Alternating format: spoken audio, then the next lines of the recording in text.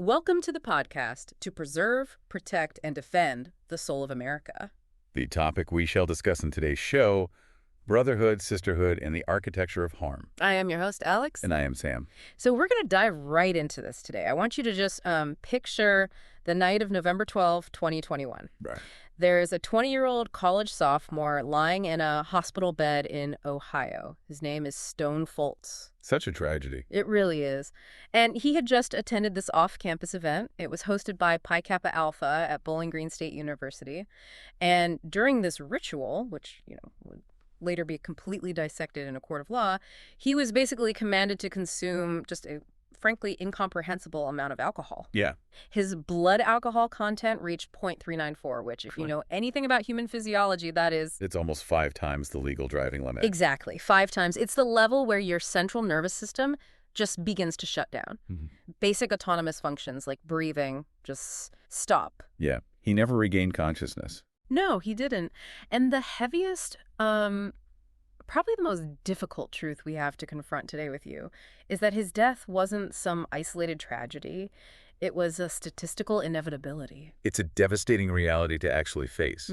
Because when you look at the historical record specifically, there's this meticulous database maintained by the journalist Hank Newer. And the pattern there, it just becomes undeniable. It's staggering. It is. I mean, you have Tim Piazza in 2017 at Penn State. You have Matthew Ellis at Texas State. You have Maxwell Groover at Louisiana State, who he died during an initiation rite they perversely called Bible study. Oh, God, yeah. Where they interrogated the pledges with trivia, right? Exactly. Trivia questions. And they were forced to drink 190 proof liquor for every single wrong answer. Just horrible. And then Connor Gage at the University of Vermont in 2019. Newer's tracking basically shows that since 1838, there have been more than 200 hazing-related deaths in American fraternities. Right. It's an unbroken, continuous chain of young lives just extinguished. And it's a chain that, no amount of state legislation, no number of university task forces, no national fraternity risk management policies has ever been able to permanently sever. Which really brings us to the core mission of our deep dive into the source material today. When you hear that list of names, when you confront the reality of 200 deaths, your natural human instinct is to look for the monster in the room. Of course. You want a villain. Right. You want to point to a specific chapter and say, well, that was just a bad group of kids. They were a rogue element. It was a tragic anomaly. Yeah. But the text we're unpacking today forcefully dismantles that comfort. It establishes that these deaths are not anomalies. They are not the result of a few bad apples spoiling some pristine barrel. No, they're not. They are the predictable, recurring, entirely documented outputs of a highly resilient system. A system that is constructed entirely around the accumulation of social power, the enforcement of exclusion, and the cultivation of institutional protection. So today, we are looking at fraternity and sorority culture, hazing deaths, social power, sexual assault, and the long resistance to reform. And that's the pivotal shift in perspective we're asking you to make with us right now. If you're operating a piece of machinery, right, and that machine produces the exact same fatal defect every single year for over a century, you don't just keep blaming the individual gears. No, you'd be crazy to. Right, you don't just oil the cogs and hope for the best. You have to pull out the original blueprint. You have to ask, how was the machine designed in the first place? What was it actually built to do? Yes. And as I was reading through the text, the analogy that just cemented itself in my mind was a walled city. Okay, I like that. Because if you look at Greek life from the inside, if you are a recognized citizen of that city, the view is spectacular.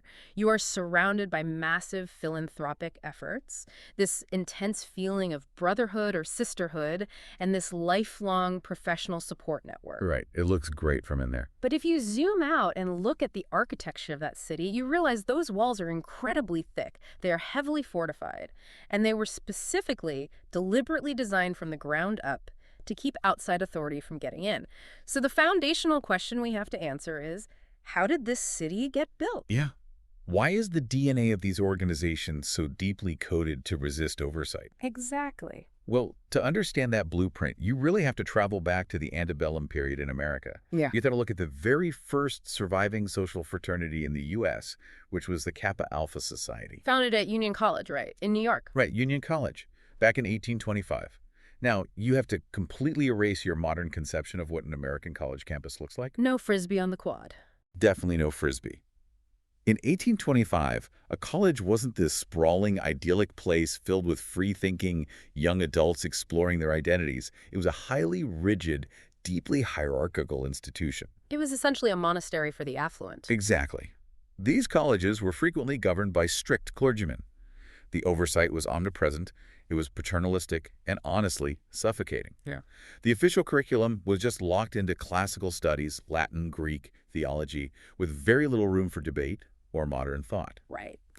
And the student body consisted of young men of significant financial means who felt entirely stifled by this environment. Now, before 1825, there were these literary societies where students could gather to debate. But the faculty was watching them. Closely, the faculty held the keys to the rooms and the boundaries of the discourse. So these young men did what frustrated young men do. They rebelled, they moved off campus into the taverns, and they created secret societies. And they pulled their inspiration directly from the Freemasons. They did. They modeled their new organizations on Freemasonry because it provided this ready-made template for exclusivity. They adopted the secret handshakes, the elaborate initiation rituals, and the Greek letters. Whose true meanings were guarded under the threat of expulsion from the group. Right. But here's the crucial mechanism you need to understand. The secrecy wasn't just some playful romantic quirk. No. The secrecy was the entire functional point of the organization. It was a calculated mechanism to carve out a peer-governed space that was completely inaccessible to the college administration. So the wall was built to keep the clergymen out. Exactly. The fraternity, from its absolute inception, defined itself by its opposition to institutional authority. I find that so illuminating because it completely reframes the modern conversation. It means that when a modern fraternity resists a university dean's attempt to regulate them, they aren't like corrupting the system. No, they're operating exactly as their founders intended. The resistance is a feature, not a bug. And as the system proved successful for the men, it expanded rapidly across the country. But we absolutely have to look at how the Sisterhood emerged, too, because it follows a parallel but really distinct path that highlights the gender dynamics of the era. So following the Civil War, you start to see women entering higher education in much larger numbers. Right. They look around these newly co-educational campuses. They see the men enjoying these independent, fiercely loyal, peer-governed spaces, and they realize they need that exact same structural support to survive in a heavily male-dominated environment. The creation of a parallel infrastructure was literally a matter of survival. Precisely.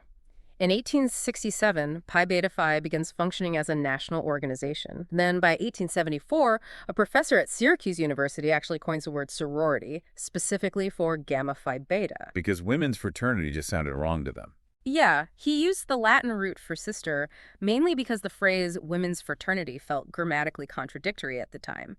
But the text highlights a really critical divergence here. The male college presidents and the female deans of women were infinitely more suspicious of young women operating secret societies than they were of the men. Of course. The patriarchal oversight was far harsher. Much harsher. The administration demanded to know exactly what these women were doing behind closed doors. So from the very beginning, sororities were forced to justify their right to exist in a way the men simply were not.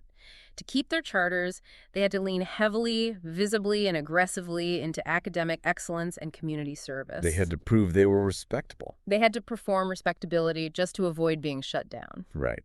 And while we're analyzing how these early groups were structured, we have to examine the core driver of their social power, which is the architecture of exclusion. Okay, let's get into that. In the 19th and early 20th centuries, the social value of wearing a fraternity pin wasn't merely about the caliber of the men standing inside the room with you. The value of that pin was derived entirely from the power of who you were explicitly allowed to keep out. Yeah, the value of the exclusive club is entirely dependent on the ruthlessness of the bouncer at the door. Well put. And those early bouncers were categorical. The established organizations were entirely white and exclusively Christian. This wasn't just a cultural preference. It was codified right into their national bylaws. In writing. In writing. If you were Jewish, if you were Catholic, or if you were Black, you were structurally barred from accessing this immense networking power. This absolute barrier to entry forced the creation of parallel Greek systems. Which makes total sense. Right. Jewish students, recognizing they needed the same social capital to succeed but were locked out of the establishment, created their own fraternities, such as Zeta Beta Tau in 1898. Catholic students formed Phi Kappa. And most notably, Black students who faced not just exclusion but active violent hostility on predominantly white campuses forged the historically Black Greek letter organizations. Now known as the Divine Nine, starting with Alpha Phi Alpha at Cornell in 1906 and the first Black sorority Alpha Kappa Alpha at Howard University in 1908. Exactly. And we are going to examine the Divine Nine much more deeply later in this conversation, because their cultural logic and their history of navigating harm are profoundly different from the predominantly white institutions, but you have to trace it all back to this initial overarching architecture of exclusion. The system was built to separate the elite from the unwanted. It was a sorting mechanism. And if you trace that sorting mechanism through the 20th century, you see this massive, fascinating roller coaster of cultural influence. Right, because things really shift after World War II. Huge shift. The GI Bill sends millions of young men to college. The university demographics completely explode, and the 1950s fraternity house becomes the absolute, undisputed epicenter of campus culture. It's the golden age of the Greek system. But then you hit the 1960s. Yeah. You have the civil rights movement, the anti-war protests, the counterculture revolution. Suddenly, there is a massive generational skepticism of anything that looks like the establishment. And fraternities are the ultimate manifestation of the establishment.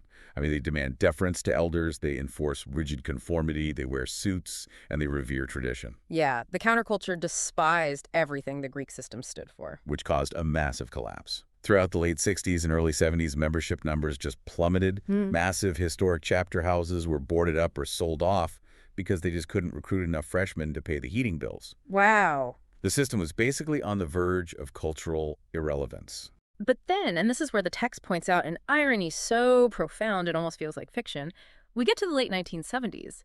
The massive, unprecedented resurgence of Greek life in the 1980s is sparked by a single piece of pop culture. It's a movie. The 1978 comedy film Animal House.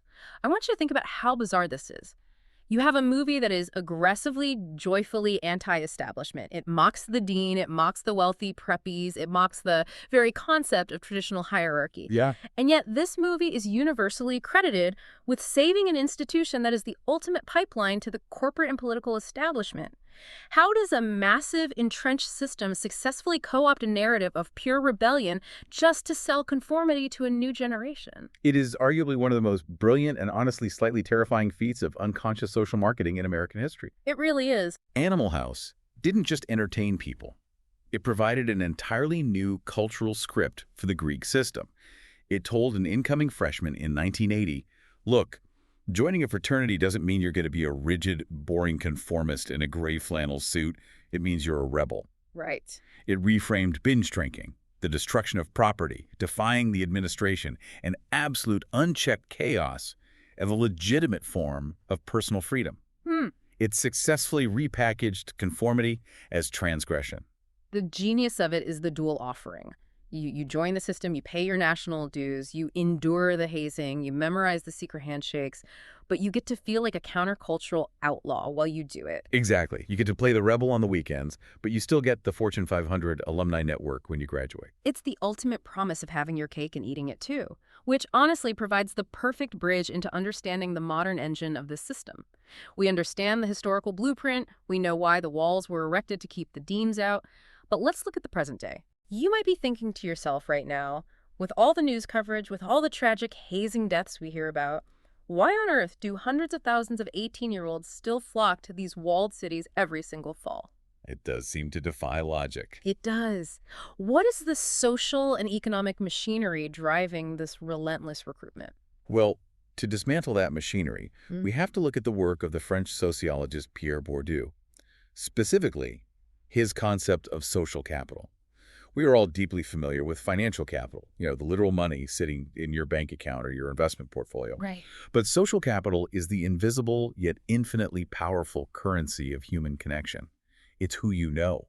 It's the prestige of the networks you can access. It's the deeply ingrained understanding of which forks to use at a gala, how to speak to a CEO, and crucially, which powerful alumni will take your phone call simply because you share a secret handshake. Yeah. Fraternities and sororities are, at their very core, highly optimized, wildly efficient machines designed for the concentration and distribution of social capital. And the text brings up those statistics that we hear constantly whenever Greek life is discussed.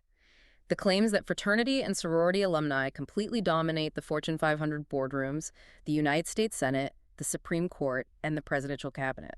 They do. And the text includes a very necessary, critical warning about how we digest those statistics. Those massive numbers are widely repeated in mainstream media, but they are almost entirely self-published and curated by the fraternal trade associations themselves. So they're PR. Exactly. They're marketing materials, not peer-reviewed sociological studies. However, even if we acknowledge that the exact percentages might be inflated for PR purposes, the underlying structural truth remains undeniable. The Greek system produces outsized influence. Absolutely. But we have to look at the mechanism of that influence. Well, There's a massive systemic selection bias at play here. Historically, and still largely today, fraternities heavily recruit students who already hail from affluent backgrounds. students who already have polished social skills. Right. Students whose very presence at an elite four-year university indicates they already hold significant advantages. So the fraternity isn't necessarily performing social alchemy. It isn't taking lead and magically turning it into gold. It's identifying the gold that is already on campus, placing it all inside a single, heavily fortified room, and providing it with even more tools to dominate the marketplace. But, if we're going to look at this impartially, we have to engage with the strongest possible case for the system, not just the critiques. Absolutely. And that counter-argument is really anchored in this massive 2021 survey conducted by Gallup. They polled over 10,000 college alumni. This isn't just spin from a national headquarters. These are self-reported life outcomes from a massive sample size of actual people. Real data. And the survey found that alumni of Greek organizations report significantly higher rates of thriving in their postgraduate lives. They report higher satisfaction in their careers, deeper engagement in their communities, and stronger financial and physical well-being compared to their not-affiliated peers. And the statistic that really forces you to pause. 84% of them stated that if they had to go back and do college all over again, they would absolutely still join. 84%. Yeah. You layer that on top of the undeniable reality that these organizations collectively raise hundreds of millions of dollars every year for genuine, impactful, philanthropic causes. You cannot dismiss that reality. You can't just write off millions of people's lived experiences. For the overwhelming majority of individuals who pass through this system, they receive exactly what was promised on the Rush brochure. They find genuine, sustaining friendships. They find a structured environment when they leave home for the first time. And they achieve a deep, durable sense of belonging that truly lasts a lifetime. And crucially, they get the physical housing. We cannot analyze Greek life without talking about the real estate empire. The house itself. The house. A flagship fraternity house is a multi-million-dollar physical asset. It's often situated on the most prime, highly coveted real estate immediately adjacent to the campus. It's privately owned, usually by a corporate board of alumni. Right. It provides students with housing that is often cheaper and significantly more lavish than a standard cinderblock dormitory, and it's perfectly bundled with a pre-packaged, guaranteed social life. It's a sweet deal. It is, but the architectural key here is the ownership. Because the physical structure is privately owned by an alumni corporation, it operates in this jurisdictional gray area, hovering just outside the direct, immediate control of the university administration. And it's inside those privately owned walls that the deep psychology of the system really takes root. Which brings us to the pledge process. How do you take a group of disparate 18-year-olds and forge them into a unit that will protect the organization at all costs? It's a fascinating process. The text dives into the psychological machinery of recruitment and pledging, and it anchors this analysis in this profoundly revealing 1959 psychology experiment. It was conducted by Elliot Aronson and Judson Mills.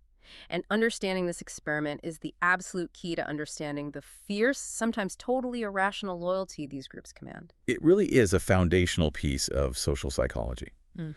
Aronson and Mills, they were studying the concept of cognitive dissonance, specifically focusing on what they called the severity of initiation effect. Right. They wanted to know how suffering changes our perception of value.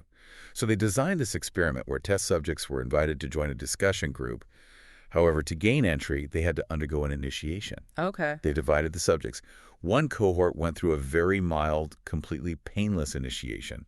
The other cohort was subjected to a severe, highly embarrassing and difficult initiation process. Right. Now, once the initiations were complete, both cohorts were granted access to the exact same discussion group. But here was the trick. The researchers had deliberately designed the activities of this discussion group to be incredibly boring, tedious, and completely unrewarding. Just agonizingly dull. Agonizing, just terrible. But the psychological results were astonishing.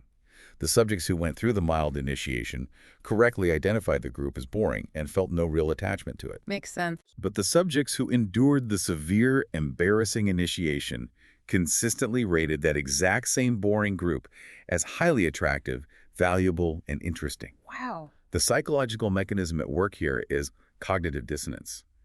If you endure intense suffering, embarrassment, or pain to achieve a goal, your brain literally cannot tolerate the cognitive dissonance of realizing that the prize you suffered for is actually mediocre. It creates too much psychological friction. Exactly. Yeah. So to resolve that friction, your brain subconsciously inflates the perceived value of the group.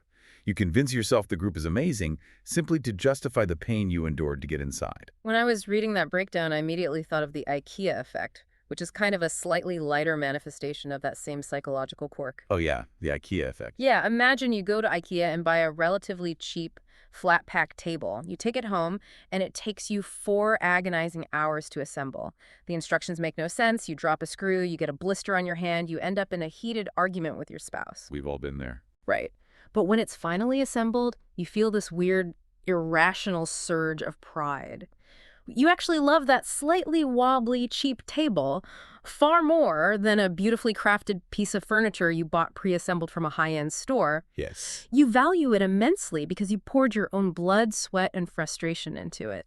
The IKEA effect is a perfect modern translation of the severity of initiation effect. You assign immense value to the object because it cost you something tangible. Hazing, at its core, exploits this exact psychological vulnerability. Yeah. Now, whether the founders of these organizations in the 1800s actively understood the neurological science of cognitive dissonance, or whether they just stumbled into it through trial, error, and cultural intuition, the result is exactly the same. The suffering inflicted on a pledge isn't an accident. It's not a byproduct of the system. The suffering is the point. The suffering is the point. It is the manufacturing process for unshakable, blind loyalty. But the transition from a fascinating psychological quirk to a brutal physical reality is where the architecture of harm truly manifests, because that deeply human desire for belonging is weaponized. We have to look at the reality of hazing. We're talking about a crisis of massive proportions. Huge proportion. Currently, 44 states have explicit anti-hazing laws on the books. And yet, despite the legal risks, sociological surveys indicate that upwards of 75% of fraternity members report experiencing behaviors during their pledge process that easily meet the legal definition of hazing, even if those students stubbornly refuse to use the word hazing themselves. The power of semantic denial is incredibly strong. I mean, they call it tradition, they call it team building, but legally, it is hazing. Yes. And when we examine the actual mechanisms of death, the physiological reasons why young men actually die in these basements, it almost always boils down to 2 distinct medical events: extreme alcohol poisoning and traumatic brain injury. Mostly those two. There are also rare, terrifying outliers like water intoxication, which we saw in the tragic case of Walter Dean Jennings. Right. In that instance, older members forced a pledge to consume such massive quantities of water that it diluted the sodium in his blood, causing fatal swelling of his brain. But overwhelmingly, massive quantities of alcohol are the primary weapon. And the true danger isn't just the toxicity of the liquor, it's the terrifying, paralyzing group dynamic that surrounds the consumption. That brings us back to Tim Piazza. The text spends a significant amount of time deconstructing the 2017 Penn State case, and it does so for a very specific, chilling reason. This wasn't just another hazing death reported in the abstract. No, it was recorded. The entire agonizing process was captured on the fraternity's internal security camera system. The veil of secrecy was entirely stripped away, allowing investigators and the public to see exactly how the machine operates in real time. And the security footage from that Beta Theta Pi house is harrowing. Not because it shows monsters, but precisely because of what it reveals about the fragility of human nature. Tim Piazza was forced through this intense gauntlet of extreme drinking stations. He becomes heavily intoxicated, and he falls down a flight of stairs, suffering a severe traumatic brain injury and internal bleeding. And for over 12 hours, he just lies there in the house. 12 hours. 12 hours. The cameras capture dozens of fraternity members finding him. They look at him. They debate what to do. Some express concern. But ultimately, as a collective, they actively decide not to call 911 until the next morning, when it is far too late. And as the text points out, the young men on that tape were not clinical sociopaths. They were ordinary kids. They were honorable students, athletes, sons from good families. That is the absolute terror of the situation. Yeah. They were entirely ordinary young men whose basic, ingrained human empathy was completely overridden by the power of group dynamics. You were just terrified. They were terrified of the organizational consequences. They were paralyzed by the fear of getting the chapter shut down or getting their brothers in trouble. The cultural imperative to protect the group just superseded the intrinsic value of the individual human life fading away on the floor right in front of them. So how does a culture like that sustain itself? How does it reproduce that level of groupthink year after year? The source breaks down the cultural logic of hazing into 4 distinct pillars. If we understand these pillars, we really understand the machinery. Let's go through them. First, as we just discussed with the Aronson and Mills experiment, hazing generates intense loyalty. The membership feels infinitely more valuable because it was earned through physical and psychological endurance. Right, the IKEA effect. Exactly. Second, it naturalizes hierarchy. A pledge is completely dominated by the older members. They are told what to wear, when to sleep, what to eat. It physically and emotionally trains the initiate to believe that absolute submission to arbitrary authority is the only acceptable path to social acceptance. Submission becomes normal. Yes. Third, it enforces secret keeping. If you go through an illegal hazing process, you are suddenly complicit in a crime. If you report the abuse to the dean, you risk destroying the organization and losing the very membership you just sacrificed so much to attain. It creates a closed loop of silence. Very effective loop. And fourth, it serves as the ultimate test of conformity. A pledge who possesses the moral courage to say no to a dangerous demand is viewed not as a leader, but as a threat to the group's cohesion. The ideal pledge is the one who proves he is reliable by subordinating his own safety and morals to the demands of the collective. And those 4 pillars form a structural foundation that is incredibly difficult to dismantle from the outside. I really found myself wrestling with the alumni defense while reading this. The text refers to it as the "it made me who I am" problem. Oh, yes. You will see grown men, decades removed from their college years, aggressively defending the abuse they suffered at 19, because they genuinely believe that the hazing forged their character and cemented their deepest friendships. But here is where I struggle with that logic. If you look at high-level military training, or intense outward-bound wilderness survival programs, or even elite collegiate sports teams, those environments manage to build incredibly intense, unbreakable shared bonds through immense physical and mental challenges. But they do it without ritualized humiliation. Right. They do it without forcing someone to drink themselves into a coma. If all these other institutions can build profound brotherhood without resorting to abuse, why is the Greek system so utterly incapable of evolving past ritualized humiliation? It's a profound, deeply unsettling question. The text suggests that the tradition of hazing is simply too deeply embedded in the foundational identity of the fraternity. To evolve past it, to replace a hazing gauntlet with, say, a grueling week-long wilderness retreat, requires the alumni to face a devastating psychological reckoning. They'd have to admit they were wrong. Yes. It requires them to admit that the intense suffering they endured, and crucially, the intense suffering they turned around and inflicted on the next class of pledges, was entirely unnecessary. It requires them to deconstruct the foundational myth of their own toughness and their own unique brotherhood. And psychologically, for a man who has built his identity on that shared trauma, that's just a bridge too far. It's easier to defend it. Far easier. It is far easier to aggressively defend the trauma than to systematically deconstruct it. It's the ultimate defense mechanism. And this leads us directly into our next conceptual pivot. Up until this point, we've been focusing internally. We've been examining the harm that members inflict upon each other in the pursuit of brotherhood. But we must broaden our scope to look at the external harm. Yes, the guests. The harm inflicted on guests who enter the walled city. Specifically, we have to examine the profound intersection of Greek life and sexual violence and how the fraternity's absolute control over social geography becomes devastating. The sociological research on this intersection is remarkably, depressingly consistent, and it dates all the way back to the 1980s. Multiple peer-reviewed studies conducted across different decades and different types of universities repeatedly show that fraternity men are 2 to 3 times more likely to commit sexual assault than their non-affiliated male peers. That's a massive difference. They are vastly disproportionately represented in campus assault statistics. But the text is very careful to introduce a vital piece of nuance here.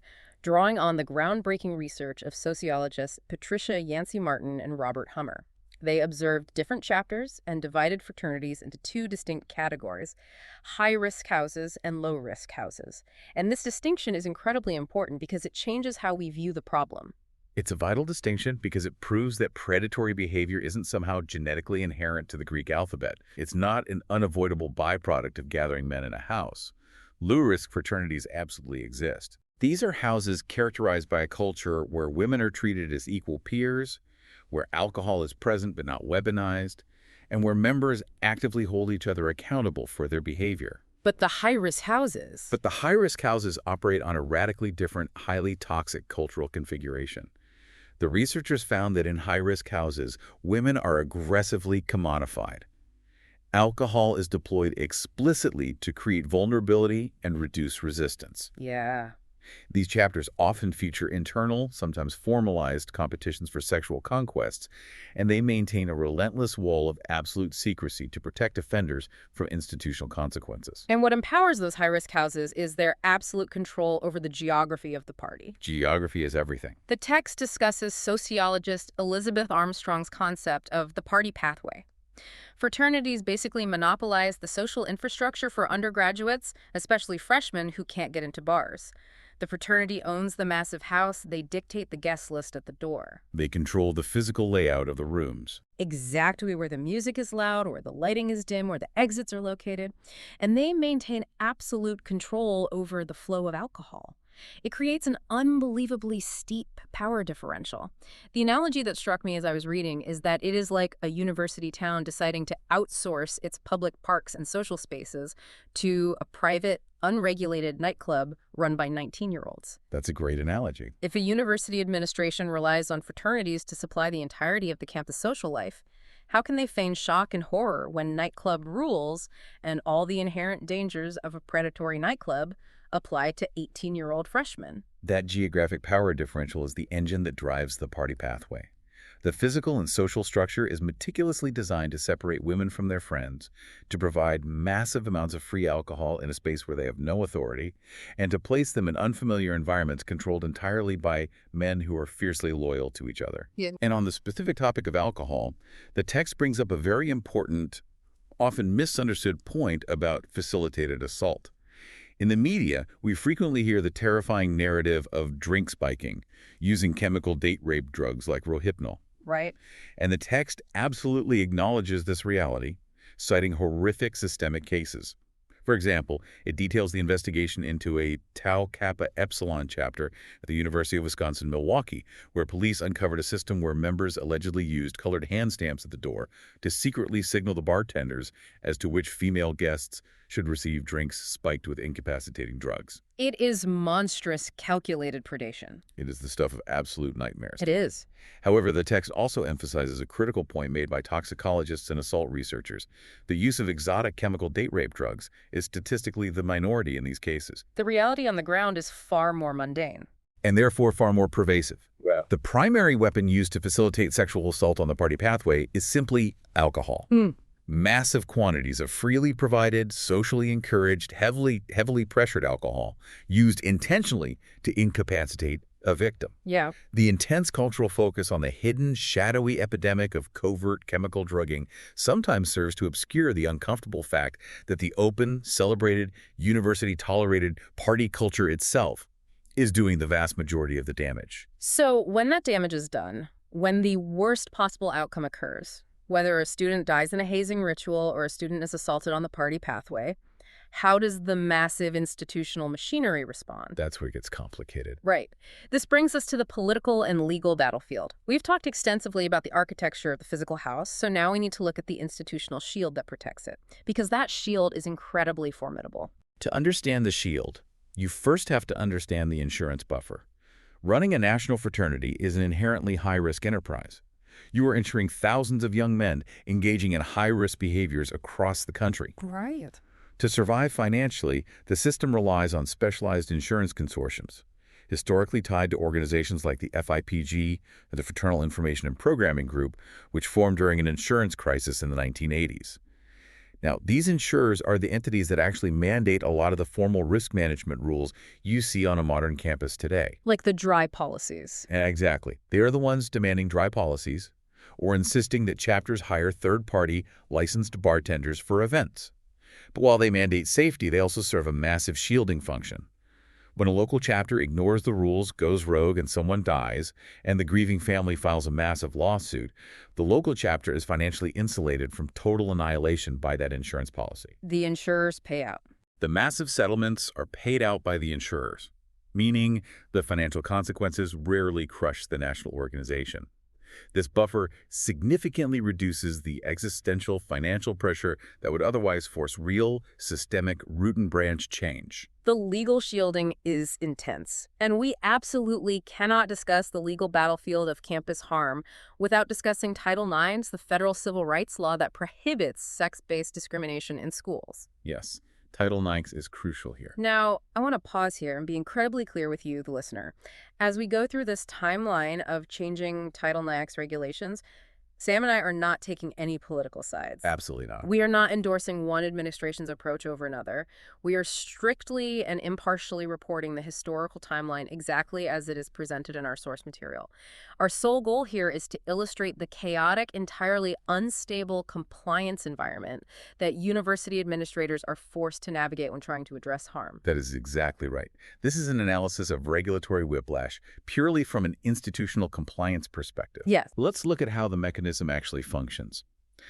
Under the Obama administration, specifically through guidance issued in 2011 and 2014, the Department of Education significantly expanded universities' obligations to aggressively address and investigate allegations of sexual assault. Right. This approach lowered the burden of proof to a preponderance of the evidence and discouraged direct cross-examination, which survivor advocates strongly supported because it reduced the trauma of reporting. But then the political winds shifted. They did. In 2017 and 2020, the first Trump administration rescinded that previous guidance and issued entirely new binding regulations. These new rules narrowed the definition of sexual harassment and mandated live hearings with direct cross-examination by advisors. This framework was heavily supported by due process advocates who argued it was necessary to protect the rights of the accused students facing life-altering allegations. And then the pendulum violently swings again. It does. In 2024, the Biden administration issued a new set of sweeping regulations designed to roll back the Trump-era rules and once again expand protections and lower the procedural hurdles for complainants. But before those could fully settle, the legal system intervened. The court stepped in. In January 2025, a federal court vacated that Biden-era rule. The incoming second Trump administration immediately confirmed the vacatur, and in February 2025 directed all schools to revert back to the 2020 cross-examination rules. So if you zoom out and look at the mechanism of this, it's just astonishing. Depending on what year a student is assaulted on a campus or what year a student is accused of an assault, entirely different contradictory federal frameworks apply to their specific case. The rules of evidence change. The definition of the crime changes. The compliance environment for a university Title IX coordinator is genuinely unstable. They are building policies on shifting sand.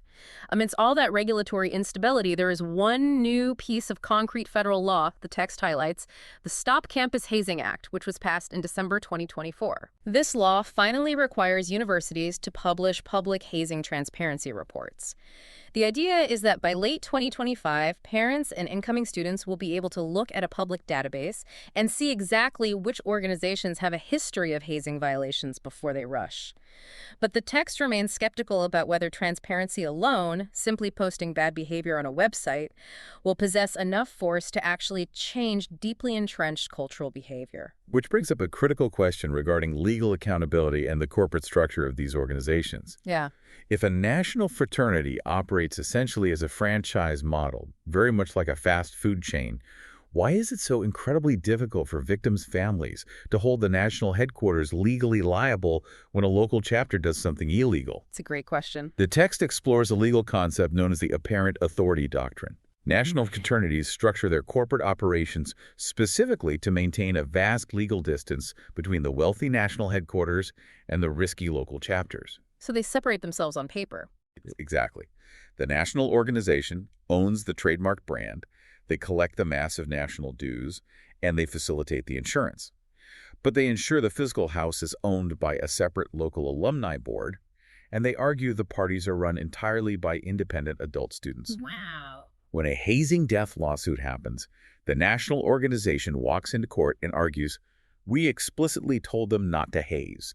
It is written right there in our national handbook. We are merely an advising body. We cannot be held financially responsible for the rogue actions of adult students operating in a privately owned house hundreds of miles away." But the apparent authority doctrine challenges that, right? Right. The apparent authority doctrine is a legal strategy used by plaintiffs to try and pierce that corporate shield. The argument is that because the national group gave the local chapter the right to use their Greek letters, provided them with marketing materials, and allowed them to operate under their prestigious brand, they gave those students the apparent authority to act on the national organization's behalf. If you wear the letters, you represent the corporation. Yes. Courts are slowly starting to accept this argument more frequently. We saw it utilized effectively in the massive $6.1 million verdict awarded to the Groover family, but the national organizations fight the application of this doctrine tooth and nail in every single case. Because if the shield shatters, the entire franchise model collapses. Entirely. Now, we need to pivot conceptually. For the majority of this deep dive, we have been focusing heavily on the architecture and the harm within predominantly white male fraternities. But the text insists that we broaden our lens. We must examine how these dynamics of power, harm, and social capital echo, and crucially, how they differ when we look at other spaces within the Greek system. Right? Let's start by looking at the broader culture of masculinity itself. The source cites the deeply influential work of sociologist Michael Kimmel and his concept of Guyland. Kimmel's sociological analysis is truly fascinating. He argues that the predominantly white fraternity isn't just a social club.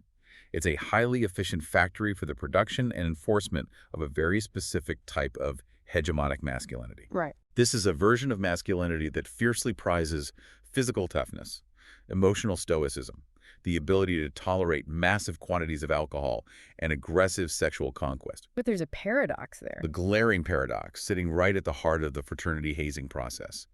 The everyday culture of the house aggressively enforces homophobia.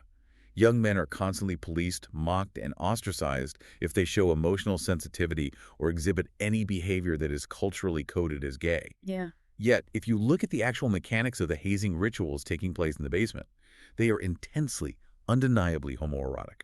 You have forced public nudity, bizarre sexualized humiliations, and elaborate physical submissions between men. It is a staggering paradox, and it's hiding in plain sight. Kimmel's analysis suggests a psychological explanation for this.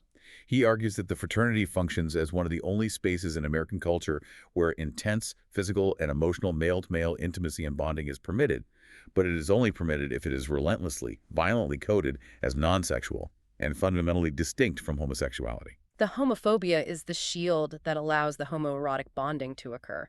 Exactly. It is a very fragile, incredibly defensive manifestation of masculinity. And as the text notes, this fragile masculinity is frequently validated and stabilized through the aggressive control and conquest of women. Which transitions us perfectly into examining the sorority side of the equation.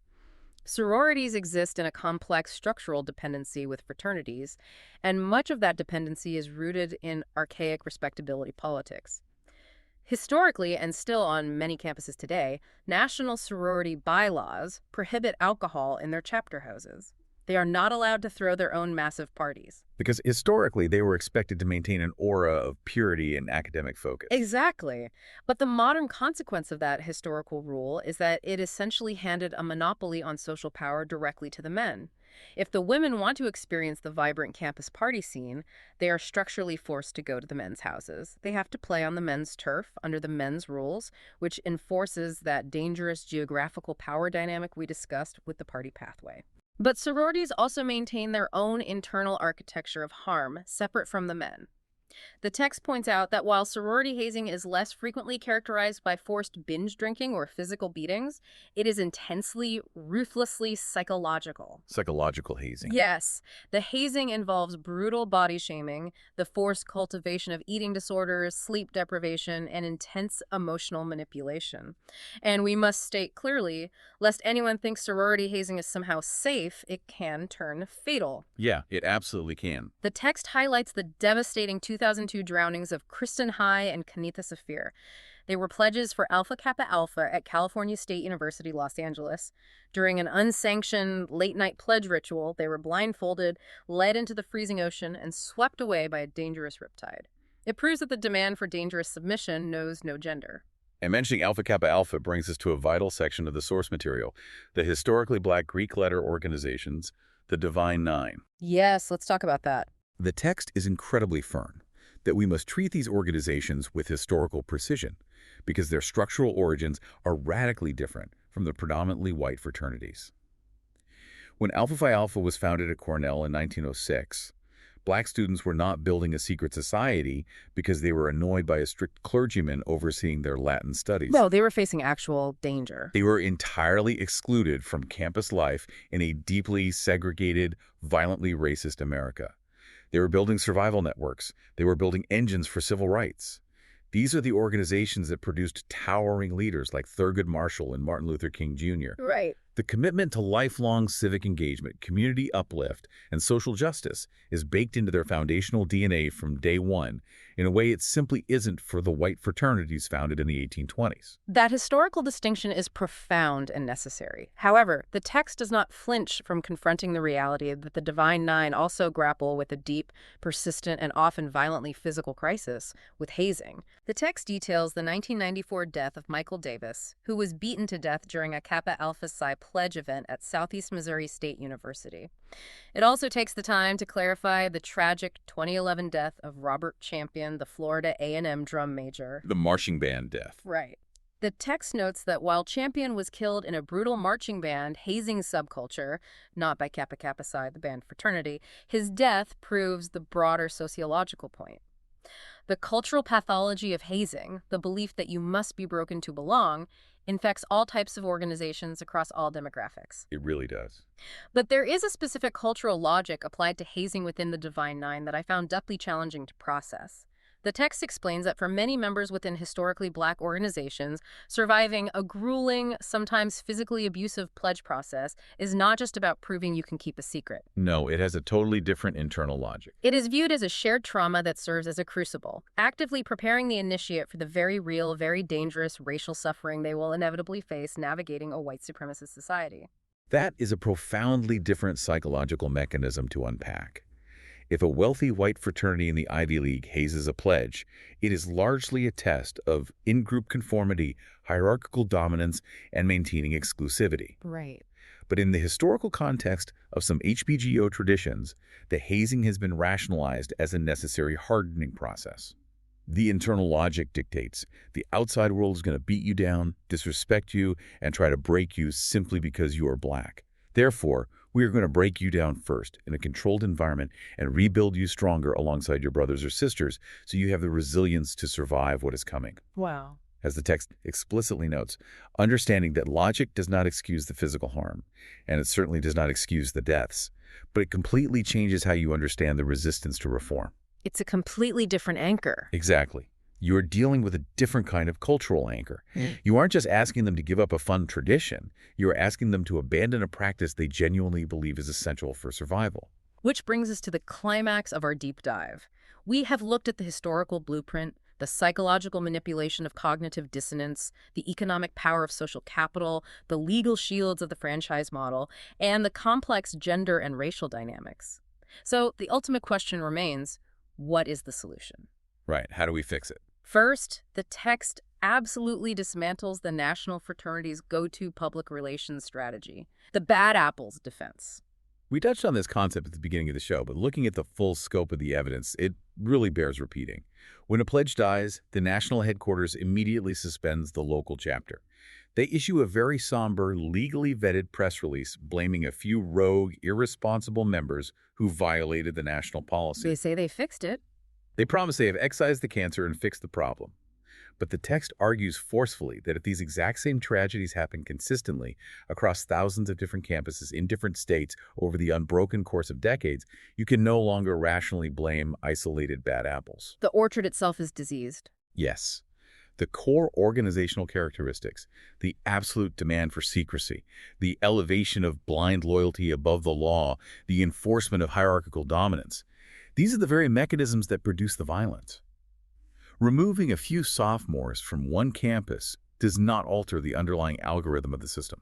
So if the orchard is inherently diseased, what do? Do you try to prune the branches or do you burn it to the ground? This introduces the abolition movement. Just ban them entirely. Sparked by prominent writers like Caitlin Flanagan, the abolitionist argument is pretty straightforward. You cannot reform a system whose fundamental historical design requires the physical subjugation of initiates and the monopolistic control of campus social space. They point to institutions like Amherst College and Bowdoin College, which looked at the data and simply banned fraternities entirely, forcing the social ecosystem to rebuild itself from scratch. But for massive state universities where abolition is politically impossible, you see a wave of partial reforms. Right. You see the implementation of dry houses, where alcohol is completely banned from the physical property. You see deferred recruitment, which forces students to wait until their sophomore year to rush, giving them time to mature. You see mandatory bystander intervention training. And you see universities trying to promote alternative housing models like co-ops or living learning communities to compete with the Greek houses. But the text is quick to point out the structural flaws in these partial reforms. If a university mandates a house go dry, they often just push the binge drinking off campus into completely unregulated, privately rented apartments. Which can be more dangerous. Much more dangerous because there are no fire codes or security cameras.